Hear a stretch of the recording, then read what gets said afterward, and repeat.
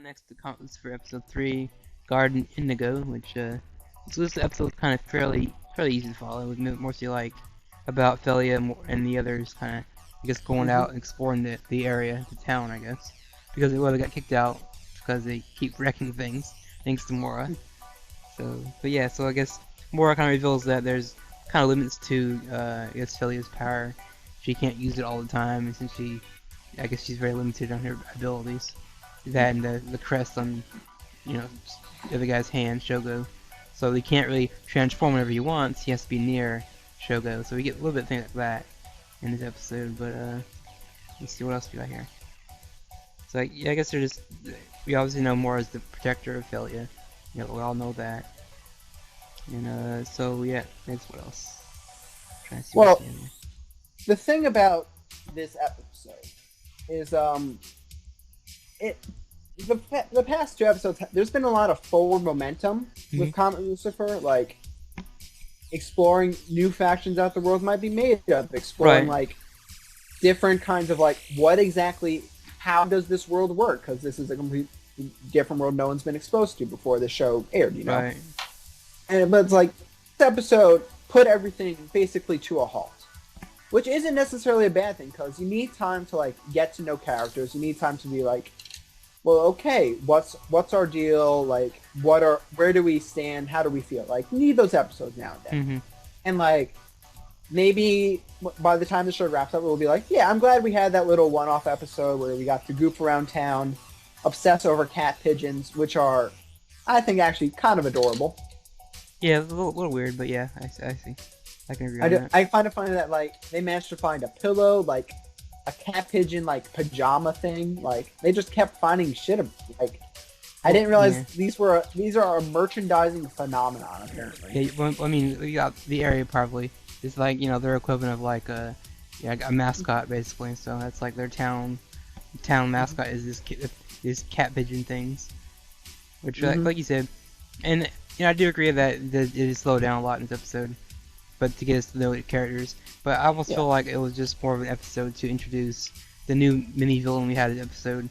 He's like a hacker. I think it was more of an episode for him to show you what he's capable of, so Gus can recruit him. So I almost felt like it was a recruitment episode just for him to show you. Man, Oh internet this trolls guy's are the cool. worst Bosch. Right. I mean, yeah. And speaking of that character, he was kind of weird. I mean, he sees Felia after she messes with her powers and drops cake all over his face. So he instantly has this like attraction to her, on levels of like pedophilia, like attraction, where he's calling her like she's beautiful. He's stalking her basically. So He keeps using Mademoiselle, even though no one has used any French words for the entire show that's been going on. That's true. Yeah. So yeah, he's trying to catch her. It just seems weird. He's really a character that the show better find some good ways to use him. Otherwise, like, we're gonna look back as like, this was the episode where it's like, why the fuck did you do that? Right. That's why I feel with Gus's team he's building. I think this hacker is gonna be like the comic relief of that team, because I can't really take him serious, just how he acts. Yeah. And his whole plan was to, like, I guess, cause chaos through hacking the system and all that. I'm like, okay, I've seen this done before, so. He's a troll. Like, we don't understand trolls, Twitter. We don't understand them in anime. Right. Yeah. It's just him just doing what he wanted to do, basically, and him getting recruited at the end was kind of funny. But yeah, I'm just like, again, this is more of like a episode just for that guy, which I feel they could have done that. They could have cut it in half and did all his stuff early, and then did the date stuff afterwards with Philly and all the others. But yeah. But yeah, so you think? Sam, I think you got some things here for this episode. Yeah. One of the things though that like, and this episode proved it, like, is how they're animating the mechas in the show is really impressive. Because like, you have that scene where there's two giant robots fighting on top of like a cable car cable. Yeah, cable car. Yeah. And it was a really short fight, but like, if you're like paying attention to like how the robots are moving, like they're moving like very, like, all their limbs are moving, like it's very impressive how they're animating, because it's like, I mean, it was less than a minute of like actual mecha fighting in the show, in this episode, I mean, because like it wasn't the point, but just like, you know how there's that movie coming out called The Walk, where it's like a guy's gonna walk between two buildings. Can he do it? Mm-hmm. Wouldn't that just be? Isn't this like the perfect version of that movie before it even comes out? With the giant robots, yeah. Yeah, so it's just like Man, I did notice like in the second they can episode. keep up like this level of animation Yeah. of like yeah, so it's like regardless of storytelling or not, like if they can keep up like this level of like really moving like all the limbs on the robots because like they're moving almost animal like, which makes sense because Mora is more animal than machine or something like that. Right, he's more of like an animal or Yeah, anything. I mean, really, the character design looks exactly like Pai Pai's like giant robot form from Gatchaman, kind of. Yeah, they have that kind of similar animation style. Yeah, Even though but this is less CG, more a little bit of mix of everything. yeah, like there's not really much to dig our teeth into this because like there's like some lore that is like half explained where it's like Felia is life on planet Gift or something like that. Right, yeah. But it's like we're not even close to the stage of the show where like things are gonna start making sense. Like that's gonna be like episode probably 8 or 9. They Yeah, start like actually explaining what the hell what everything really means.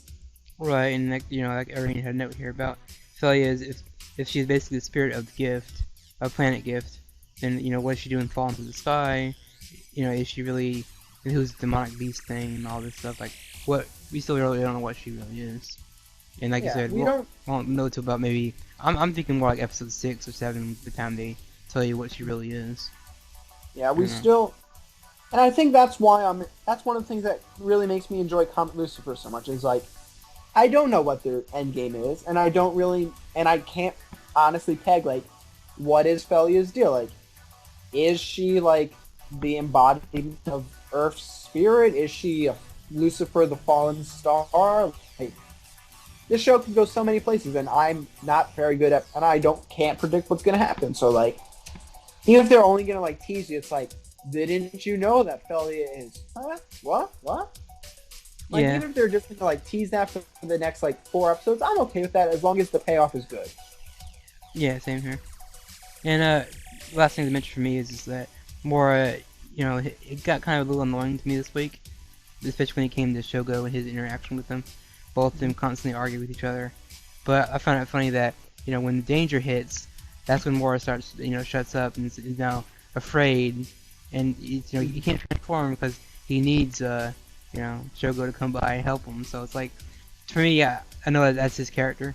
He's supposed to be this kind of a thorn in the side character that gets the thing going.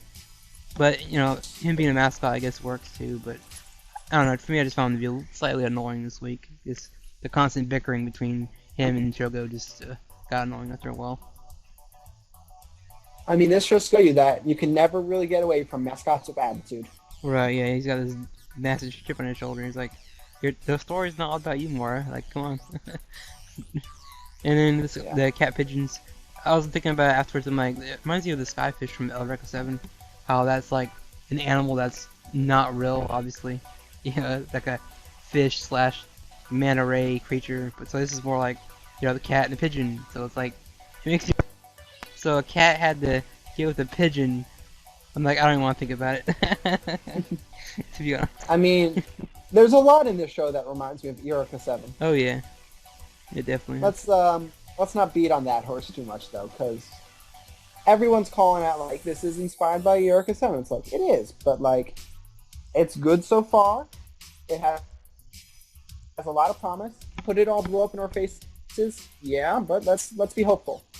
Right, yeah. And the last thing I mentioned is, again, like, the team that Gus is building is kind of cool, but also at the same time, I just don't want this team to be this goofy Team Rocket team that every week they try to catch Felia, but they don't. And it's like, oh no, back at it again next week.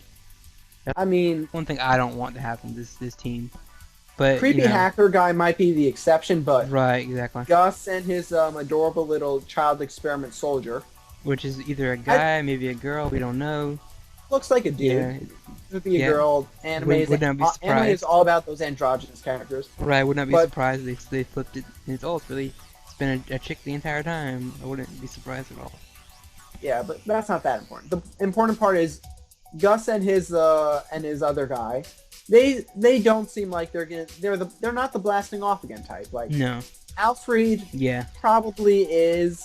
I can expect some unfunny gags out of him going forward. So yeah, I was thinking like, what else they need for their team? They got a hacker. They got someone who can like infiltrate bases. That kid's obviously pretty good. You know, hand-to-hand guy. Gus is probably the And they got a muscle. foot soldier, they got support Right. class, and they got the heavy class, the Gus and the mech. Right. So I'm like, what else are they missing? I guess they're missing like a female who's a hot-headed temper. You know, maybe someone who gets angry real fast. Missing someone like that. They're missing someone who doesn't. You know, obviously, I'm not gonna listen to you. Kind of have a character. Goes off on his Well, own. this show isn't about building their party; it's about building Sogo's party. So Right. don't But expect yeah. too much out of that. No, I'm not. They'll give us a little bit of both here and there. You know, by the time we get to episode maybe 4 or 5, maybe they're actually, you know, as a team, go after these people. But yeah, you know, Irene last week had a problem that she doesn't want it to be the whole where they're always running from these, whatever they call them, these other guys are after them. But I get that feeling that it might be that, but it might not be like that. I don't really see them leaving the city anytime soon. You know. I have no clue. I keep saying this. I don't know where Comet Lucifer is going, and I'm ignorant. Right. So I think that's all for that Comet Lucifer. I don't really know what else we can add. Other than, you know, it was, for me, overall, Philly, you know, watching her kind of explore the city with everyone else was kind of nice. But, again, we kind of Oh want, yeah, I really. yeah, something to Before happen. we do leave, though, I must say I really like how they're designing the city. Uh-huh. So there's like a little bit of steampunk here, a little bit of Europe there. Like Right. it's got an interesting makeup. Like it does remind me of like some cities I've been to in Europe, mixed with a bunch of steampunk, but like not in that like overbearing steampunky way that some people that gets too overboard with itself. For me, it's like a mix of, like, maybe like a Neo type of Italy or something like that. I don't know the word, but something like that, you know. It's kind of cool to see Yeah, I'm no do that. architect savvy. Yeah, either am I, but yeah, that's pretty much for Comet Lucifer. I wouldn't mind living there. That's all I gotta say. Yeah, that's true. It's not bad.